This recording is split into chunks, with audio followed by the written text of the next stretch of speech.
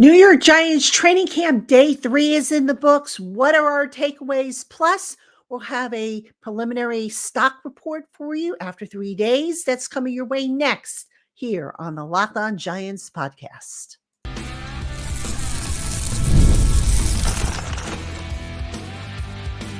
You are Locked On Giants, your daily New York Giants podcast.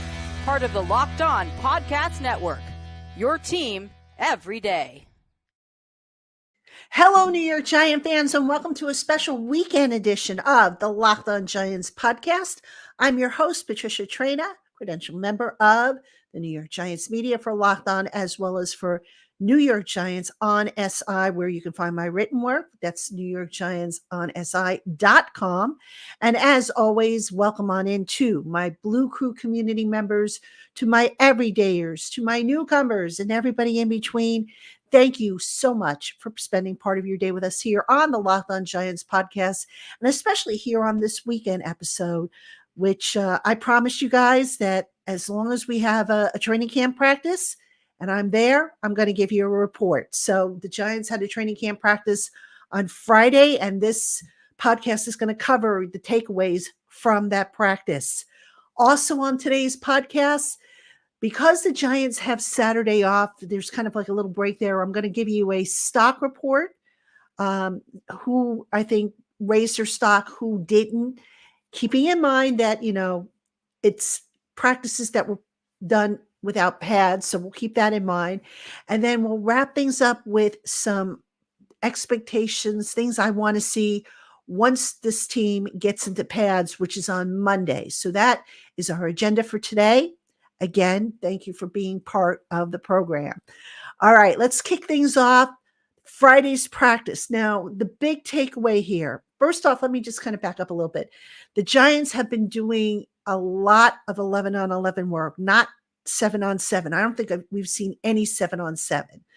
And, you guys, if you've been watching my training camp reports, you know that I am very much in favor of doing as much 11-on-11 work as possible.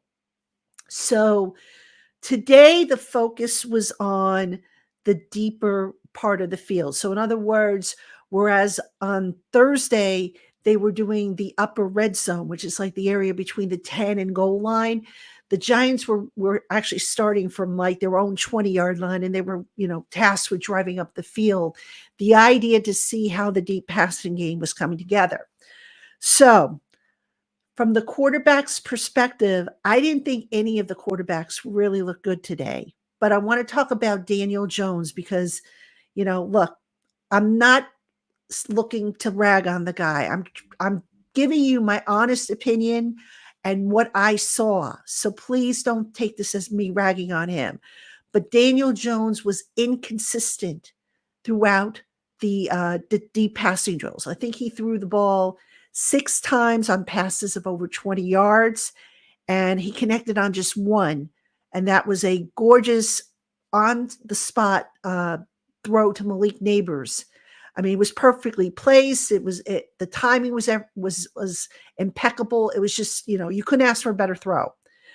Every other pass that Jones attempted over 20 yards, he either was late with the ball, he missed an open receiver. For example, he had Wan'Dale Robinson wide open. I mean, there had to be a busted coverage here, but Wan'Dale Robinson was literally streaking down the sideline with the nearest defender like 25 yards behind him, and he couldn't connect with him.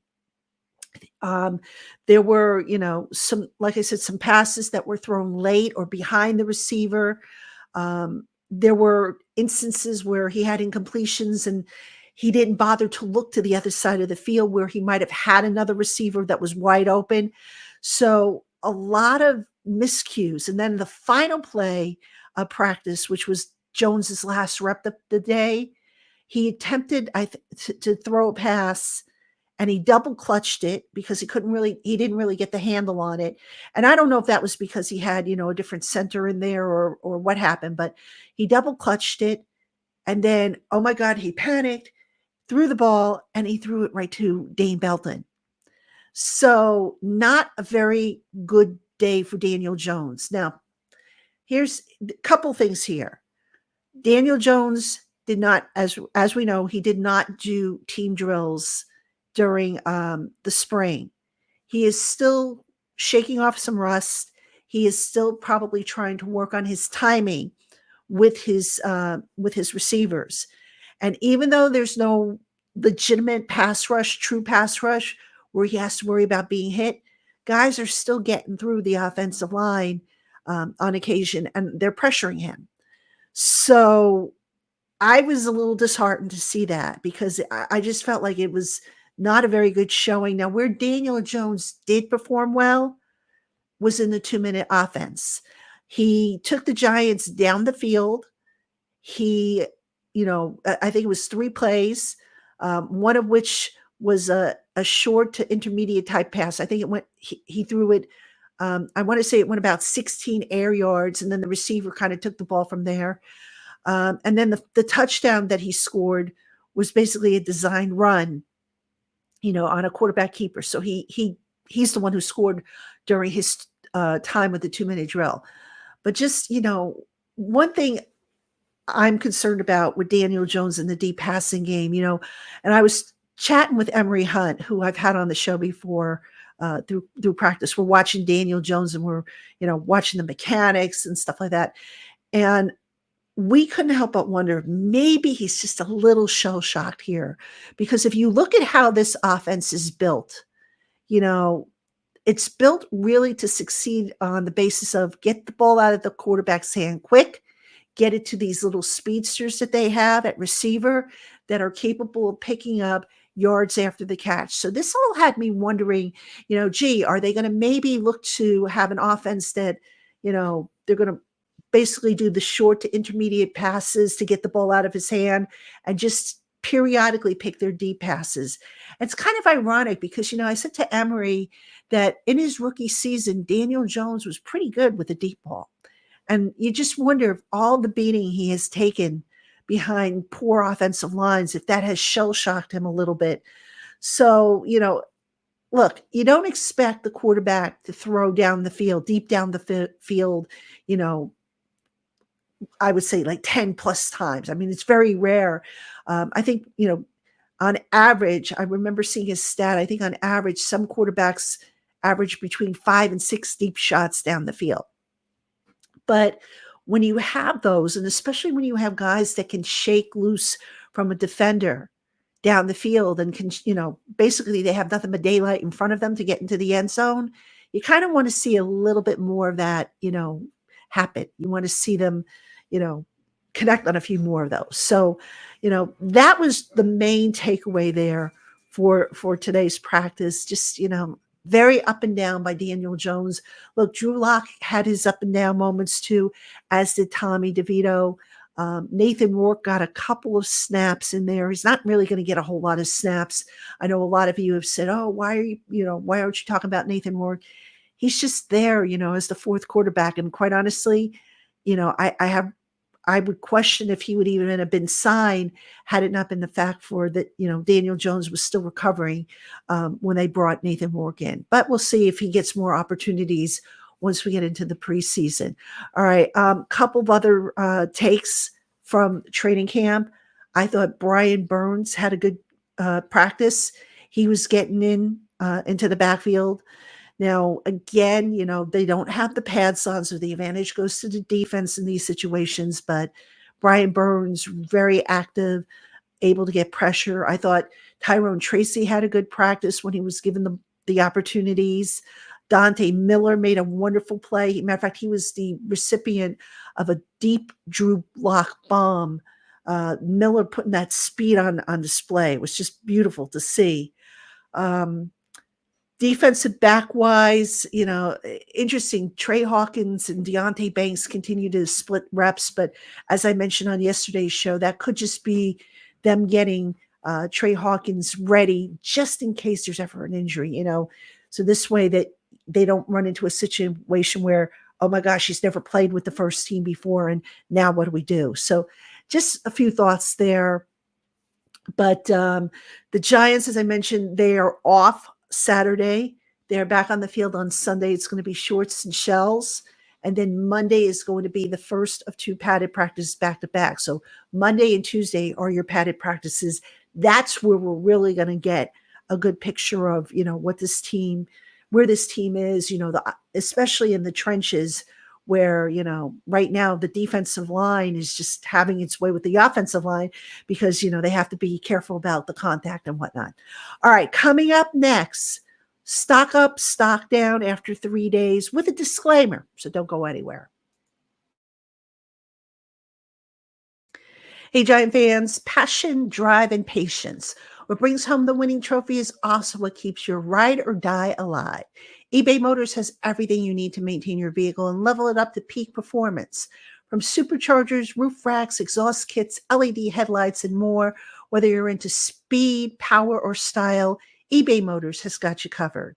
With over 122 million parts for your number one ride or die, you'll always find exactly what you're looking for. And with eBay's Guaranteed Fit, your part is guaranteed to fit your ride every time or your money back. Because with eBay Motors, you're burning rubber, not cash. And with all the parts you need at the prices you want, it's easy to turn your car into the MVP and bring home that win. So go on and keep your ride or die alive at ebaymotors.com. Eligible items only. Exclusions apply. eBay's Guaranteed Fit only available to U.S. customers. All right, everybody, welcome back to the Locked On Giants podcast, special weekend edition of the show as we recap the New York Giants' third training camp practice of the year. And we're going to get into stock reports. And before I get into the stock reports, again, for those of you who have asked me about the Blue Crew community and what that is an exclusive group of Locked On Giants listeners.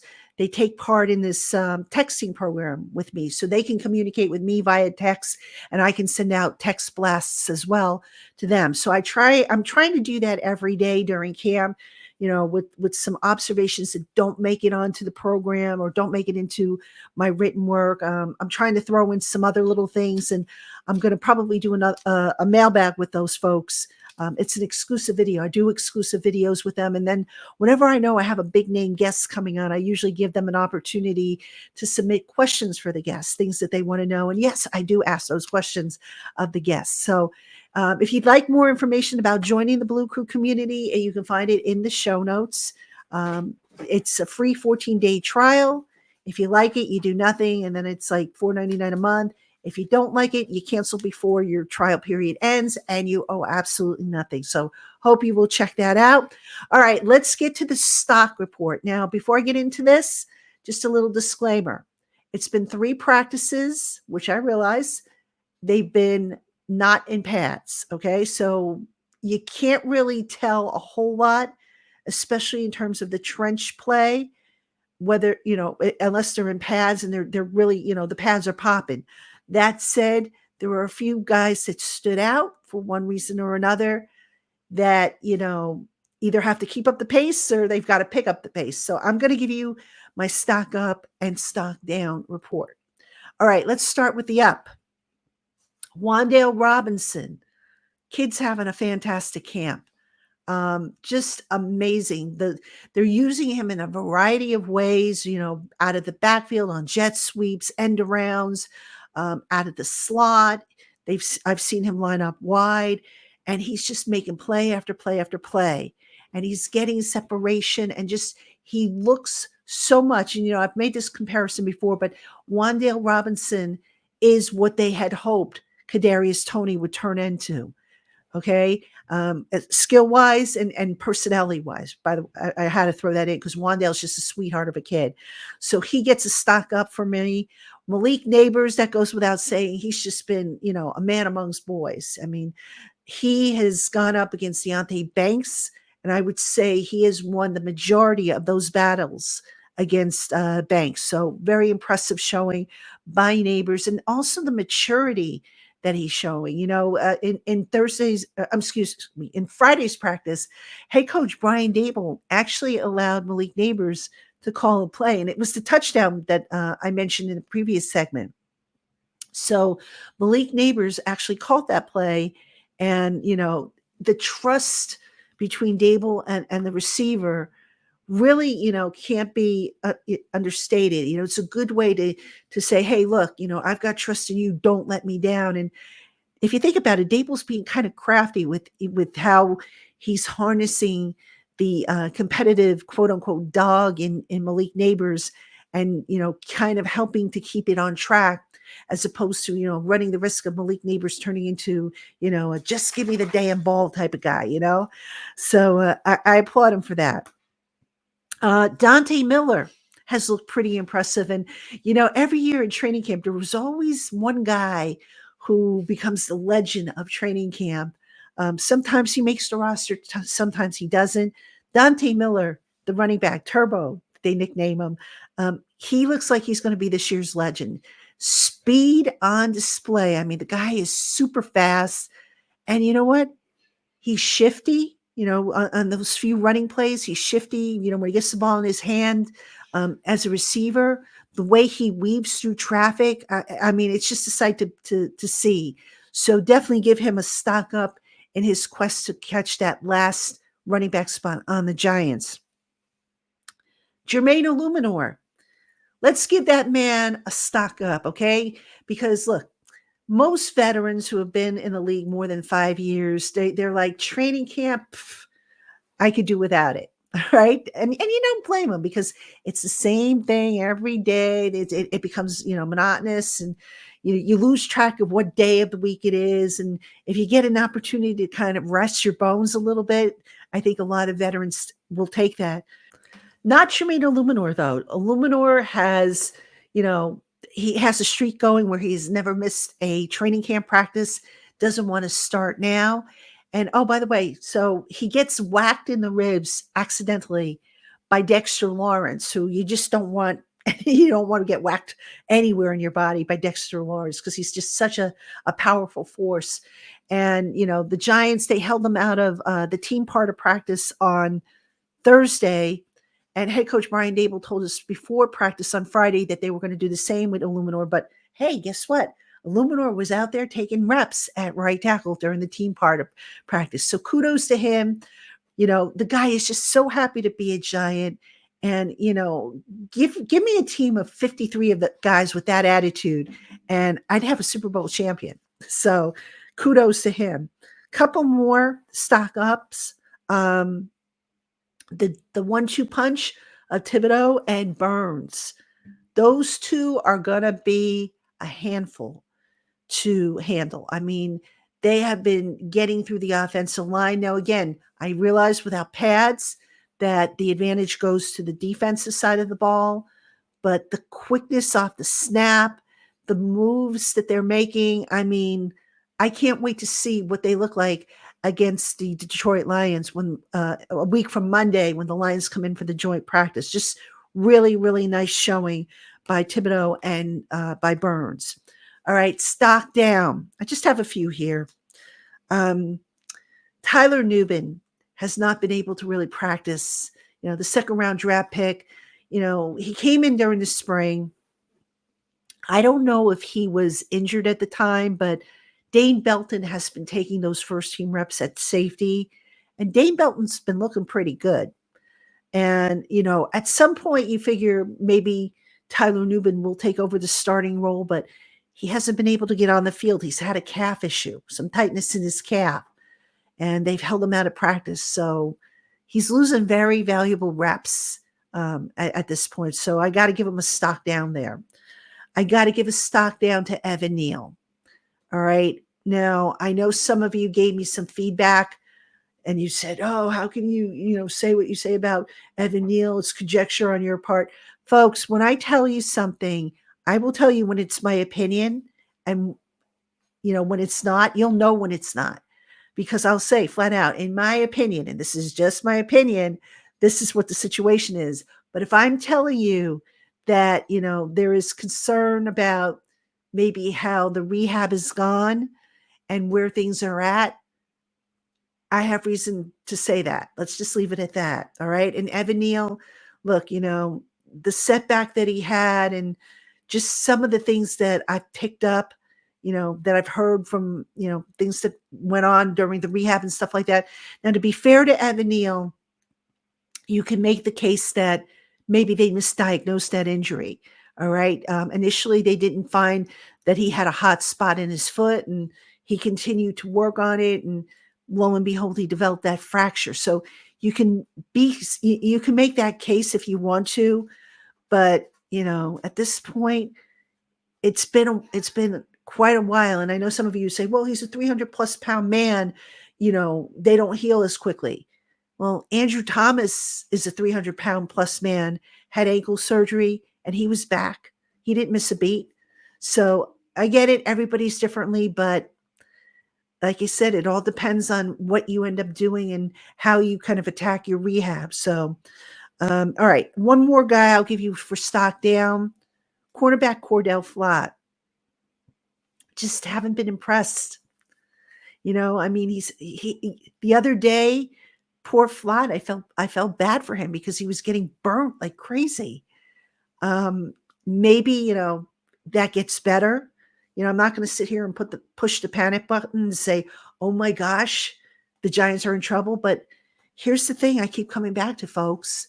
The Giants were looking to get a legitimate CB1 to line up opposite of Deontay Banks, Steven Nelson, Tre'Davious White, Darius Williams, and all three attempts went nowhere.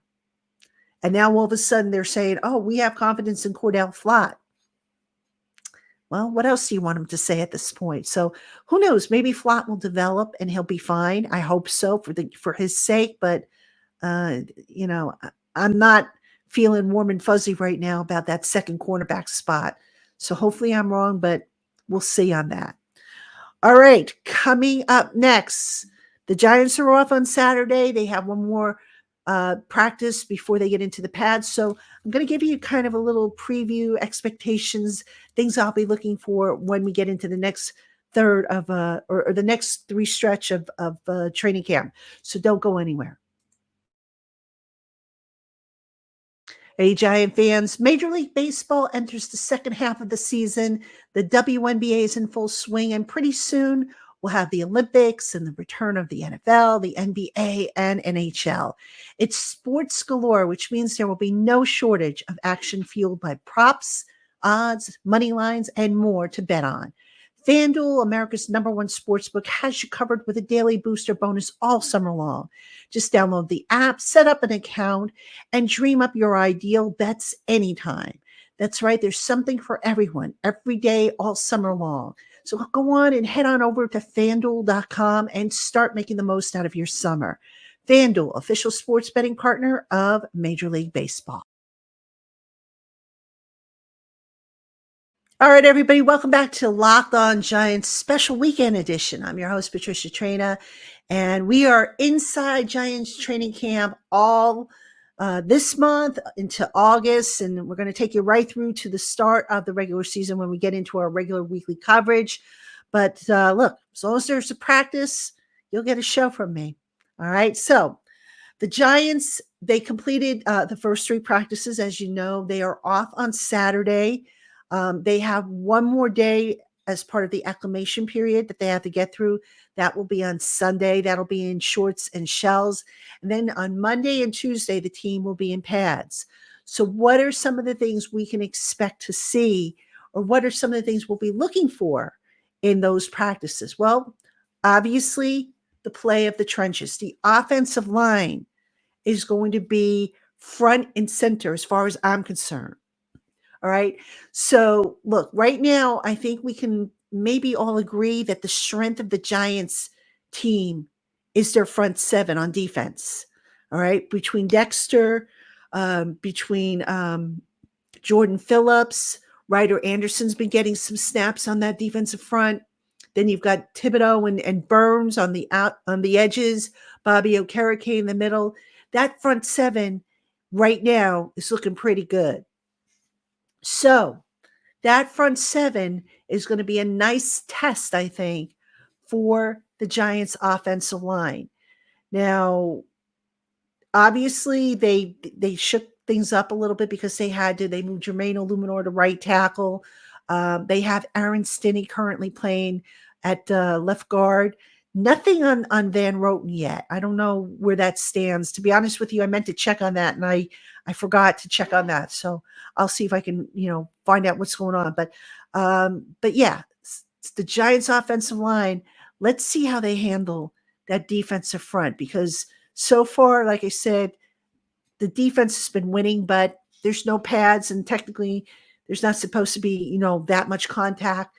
So once the pads go on and full contact's allowed, now you're going to really see where that offensive line is and, how they're holding up on stunts and twists and all that stuff that they're going to face that gave them so much trouble last year. So that's going to be a big thing to look at. What else? The running game. All right. We really don't see a whole lot of runs when they are not in pads. And then, again, the reason for that is if you're going to send a running back up the middle, up the gut, you want to make sure he's protected with the padding and everything like that. So we'll probably get a look at the running game between the tackle versus, what we have been seeing so far, which has been runs to the outside and, passes out of the backfield and stuff like that. So I'm curious to see how that works out. Right now, Devin Singletary, he remains RB1. RB2, the battle is on between Tyrone Tracy and Eric Gray. And if I had to take a guess right now, I think Tyrone Tracy might just have a slight advantage over Eric Gray. So we'll see how the two of them look running between the tackles and stuff like that. So that's something we'll definitely want to check out and keep an eye on. The other thing we'll want to keep an eye on is the cornerbacks will now be able to deploy press coverage. They'll be able to jam receivers coming off the line, all right, which they have not been able to do just far.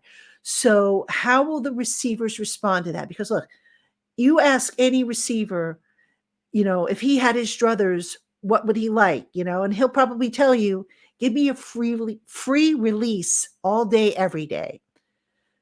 I can tell you, folks, that will not be the case when the pads go on. You will see some sparring with the hands, some jams and all that stuff. And I'll be interested to see how the receivers respond, and not just the receivers, but also, the tight ends that are in there and whatnot. And moreover, this ties back to the quarterback play. And that is if the receiver does get jammed and gets knocked off the route a little bit and the timing gets screwed up, how well does the quarterback adjust? So these are just some of the many things we'll be looking at once the pads go on. They won't be in pads all week. I think it's just Monday and Tuesday. And I can't remember if there's one other day later in the week. I'm not sure if it's going to be Friday or Sunday later in the week, but they're going to be in pads. And of course, we'll see how they hold up and how some of these things shape up. We'll also, for those of you who have asked about, special teams and the new kickoff rule, we're going to see more of that when the Lions come in. Brian Dable has already said that that's the plan for when the Lions come in. And speaking of which, when the Lions come in, that defensive front that the Lions have, that's going to be another good test for that Giants offensive line. So we're going to get, hopefully, enough answers to where we can either say we feel good about the direction the team is headed, or maybe we don't. So it's all going to play out. And of course, we will bring you all of it here on the Locked On Giants podcast. That's going to do it for this edition of the podcast. Thank you so much for tuning in. Don't forget, there is a practice on Sunday. I won't be there, but I will be back Monday with shows and shorts and all that stuff. Check, if you're on the YouTube channel, check out the shorts that I've been posting because I try and do those right after practice. And until then, everybody have a great weekend. I'll see you again on Monday.